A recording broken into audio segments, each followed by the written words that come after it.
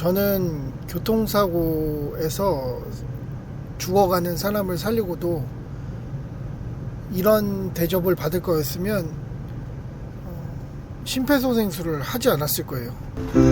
잊어야 한다는 마음으로 내 텅 빈 방문을 닫은 채로 정말 미친듯이 심폐소생술을 해서 살려냈지만, 정말 대한민국 군사법원이 한 사람의 목숨을 살린 사람을 이렇게 취급할 줄 몰랐어요.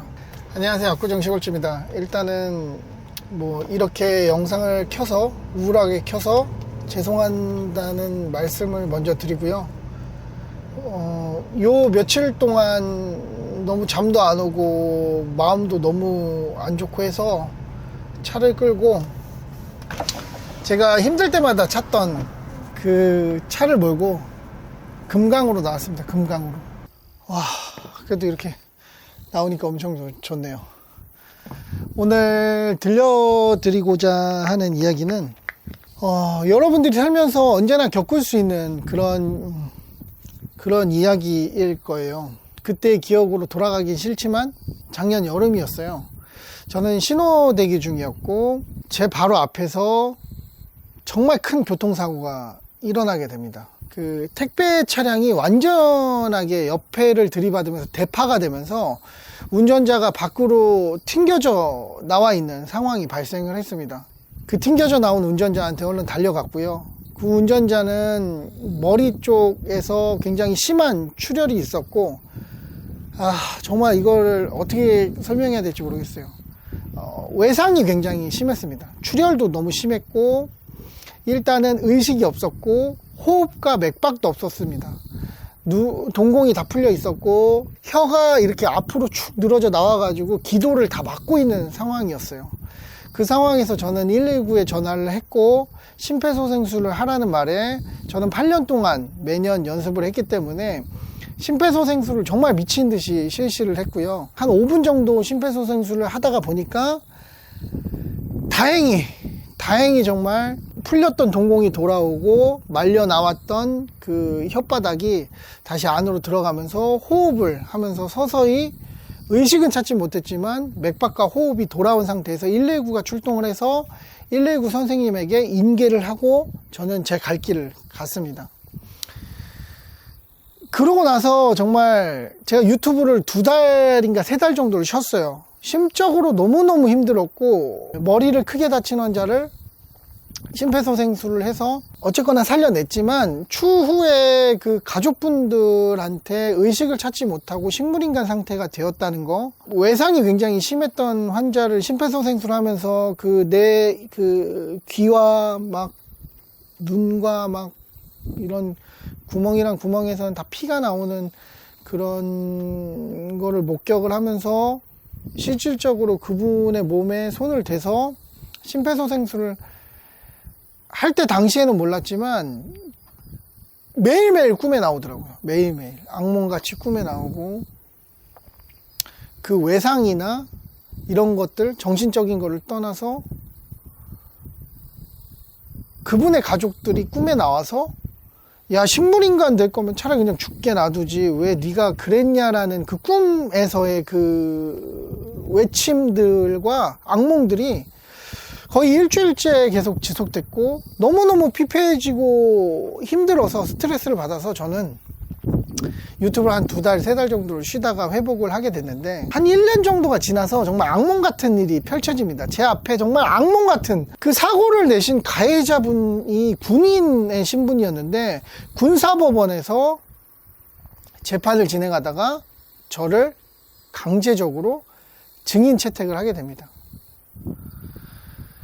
저는 그 통지서를 1년 만에 받아보고 다시 악몽을 꾸기 시작했지만 그래도 내가 옳은 일을 해야 된다라는 그 생각이 있었어요. 저는 심각한 고민에 빠지게 됩니다.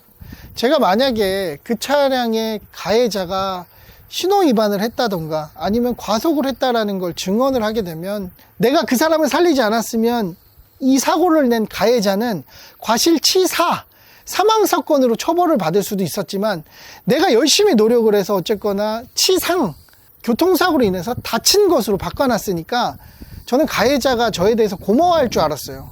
적어도 저는 그렇게 믿고 싶었고 아직도 그렇게 믿고 있고 그렇다라고 저는 생각을 합니다.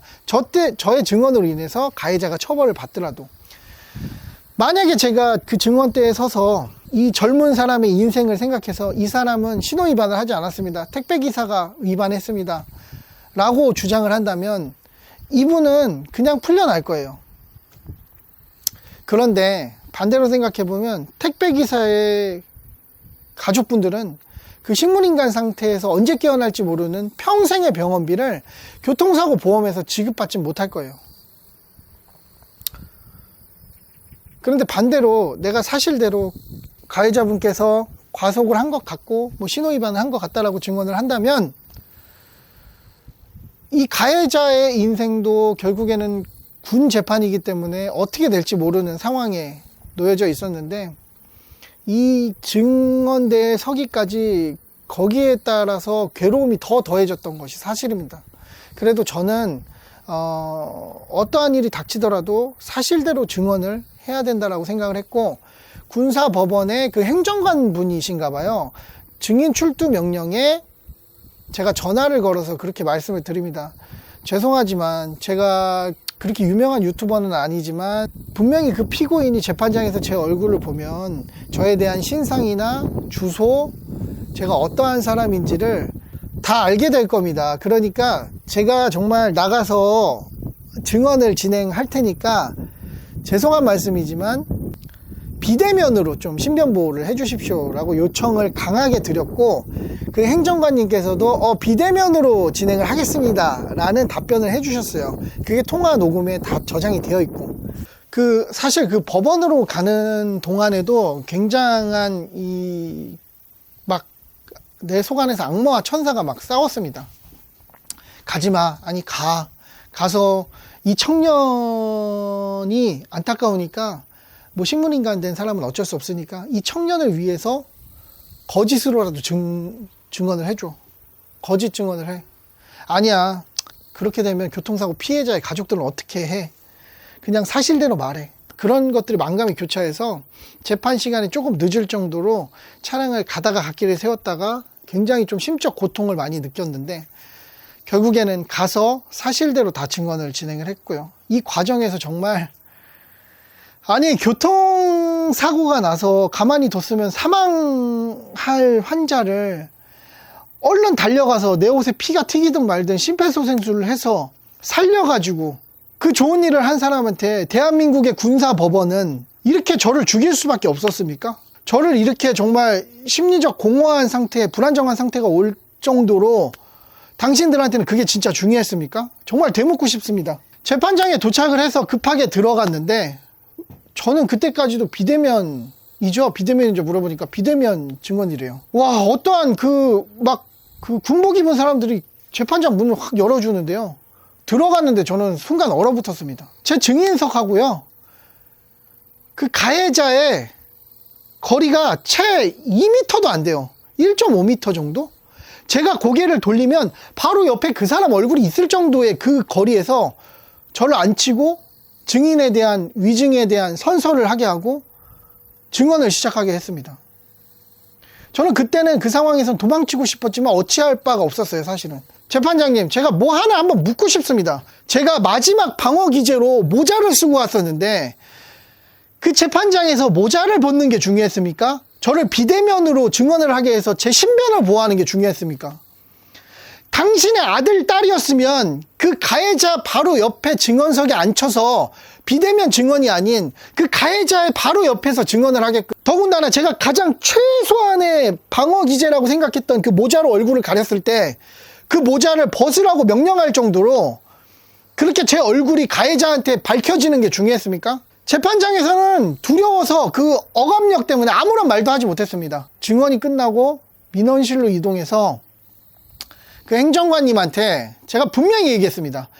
분명히 재판장님한테 꼭 이 얘기는 꼭 전달해 주십시오. 제가 분명히 유튜버라고 얼굴이 알려졌다고 제가 하는 활동이나 집이나 이런 것들이 다 노출이 돼 있으니 비대면으로 증언하게끔 부탁드리지 않았습니까? 분명히 거기에 대한 약속을 했고, 저도 그 약속을 받고, 정말 무거운 마음에 가기 싫은데도 억지로 마음을 먹고 그 피해자에 대한 마음을 알기 때문에, 그리고 가해자도 내가 심폐소생술을 해서 사망사건의 가해자가 될 것을 상해사건의 가해자로 됐기 때문에 나한테 고마워할 거라는 마음을 가지고 저는 재판장에 나갔던 겁니다. 정말 그 악몽과 싸우면서 그 힘든 나날을 보내면서요, 피해자만 힘듭니까? 가해자만 힘듭니까? 목격자도 그에 못지않게 힘들다라고 생각을 해요. 법원에서 어떠한 조치 해줬습니까? 그런데 지들 필요할 때는 나와가지고 강제적으로 증언을 하라고요. 비대면까지 요청했는데도 그것도 당일날까지 약속을 해주다가 받아들이지 않고 재판장에 바로 제가 불리한 진술을 하는 가해자 바로 1m 거리에 저를 둔다고요? 이미 엎질러진 물이에요. 벌어진 일이에요, 사실. 뭐 어쩔 수 없다라고 생각을 해요. 저는 그래도 그 불리한 상황에서도 제 소신껏 증언을 했고, 저는 이틀이 지나도록 재판장님, 그래요, 권위에 가득 차신 분이라고 믿을게요. 군인 플러스 판사면 권위에 엄청나게 차 있겠죠. 그 군사법원과 관련된 어떤 분이라도 비대면 증언을 할 수가 없었다. 정말 미안하다. 거기에 대해서는 우리가 최대한의 조치를 해주겠다.